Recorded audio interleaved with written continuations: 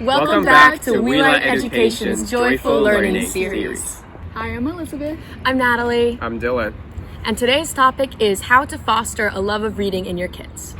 You know, when you read, it's kind of like you always have something to talk about with anyone you meet, right? Mm-hmm. I love that. Do you guys enjoy reading? Oh my gosh, Yes. of course. Oh, yes.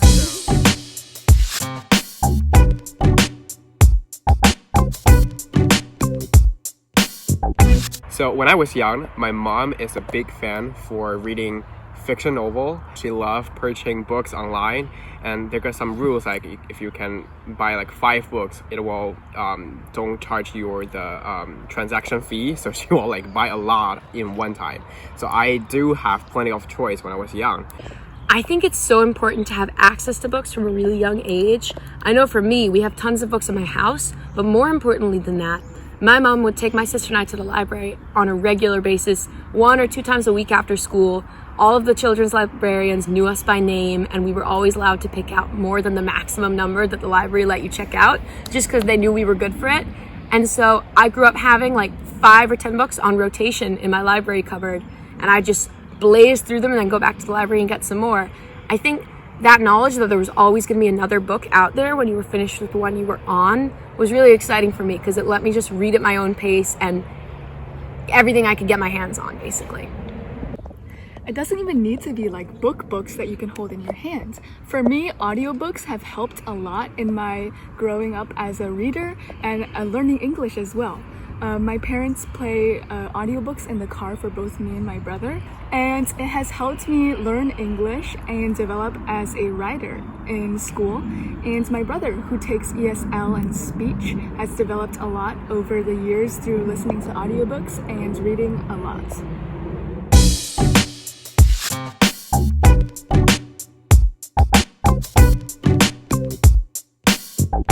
My dad used to read to my sister and I when we were really little from this chapter book that he had loved for decades called The Ancient One. And it's all about a magical race of people who live in the forests in the Pacific Northwest. But I just remember how excited my dad was to share that book that he loved so much with my sister and I. And even now we still say things like, oh yeah, remember Candle Dandle, who was the main character in that book? And so I just remember having my parents read to me, especially from books they loved, got me more excited about reading.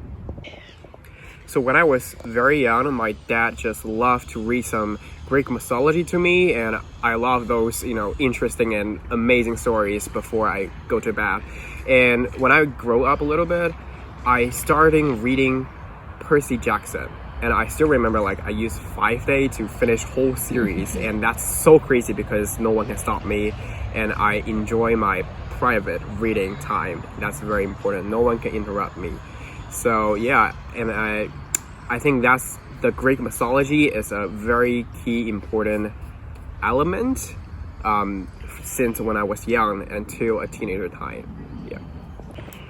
So for me, audiobooks were a shared experience with my family. And whenever we went on trips to, Washington, D.C. or something, my parents would point out, oh, look, it's such and such from this Magic Treehouse book. And it got me so hyped about that random monument or something that I wouldn't be interested in before. So parents, whether it's a mom reading to you, a dad reading to you, a big sibling, or an audiobook, it's all a shared experience and very precious time.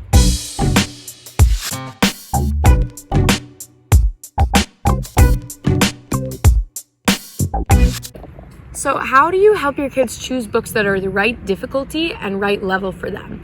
I always remember when I was a kid at the library, I would love to bite off more than I could chew. And I'd come out of the stacks to my mom with a pile of books, 10 books high. But she would look through them and notice that some of them might be a little too easy for me and some might be a little too hard. And so she gave me a rule to help teach myself what was the right level for me, called the 5-finger rule. And she made me flip to a random page in a book that I wanted to try and start reading it. And every time I saw a word that I didn't recognize, hold up a finger. So if I got to 5 fingers before the end of the page, that book was probably a little too hard for me. If I didn't hold up any fingers, that book might be a little too young for me and I should try something more challenging. But 2 or 3 fingers was probably the perfect challenge level for a book that would really help me expand my vocabulary and improve my reading skills. So if you're looking for ways to help your kids choose books that are right for them by themselves, maybe teach them this 5-finger rule and it'll put them more in charge of their own reading pace. I still remember using this 5-finger rule for books that I ended up loving later, like Harry Potter. When my mom was seeing if the Harry Potter books were right for me yet at that age, because I was pretty precocious, I was only 4, she made me flip to a random page and do the 5-finger rule.